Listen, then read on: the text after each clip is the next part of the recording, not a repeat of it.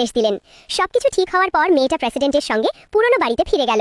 কিন্তু বাড়ির দরজায় পৌঁছেই মেয়েটা বুঝতে পারল পুরো বাড়িটাই অশুভ শক্তিতে আচ্ছন্ন, আর এর সঙ্গে প্রেসিডেন্টের অসুস্থতার গভীর সম্পর্ক রয়েছে। তাই সে সঙ্গে সঙ্গে প্রেসিডেন্টকে জানাল এই বাড়িতে থাকা যাবে না। প্রেসিডেন্ট তা শুনে মেয়েটাকে ভেতরে গিয়ে একবার দেখে নিতে বললেন কোনো প্রতিকার আছে কিনা। মেয়েটা সঙ্গে সঙ্গেই রাজি হয়ে গেল। কিন্তু যখন সে শ্মশান ঘরের সামনে পৌঁছলো তখন সে অবাক হয়ে গেল, ধূপদানের সব ধূপই অশুভ শক্তিতে গ্রাস হয়ে গেছে।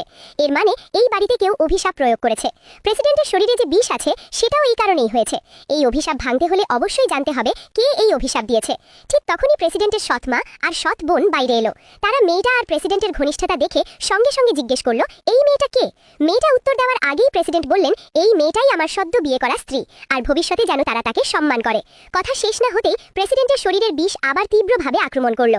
মেয়েটা দ্রুত তাকে চিকিৎসা করতে শুরু করলো, কিন্তু বিষ তখন এতটাই মারাত্মক অবস্থায় পৌঁছেছে যে সাধারণ কোনো পদ্ধতিতে আর তাকে বাঁচানো সম্ভব নয়। উপায় না দেখে মেয়েটা হঠাৎ করেই তাকে চুমু খায় এবং নিজের আধ্যাত্মিক শক্তি তার শরীরে প্রবাহিত করে। এই দৃশ্য দেখে সৎ মা আর সৎ বোন হতভম্ব হয়ে গেল।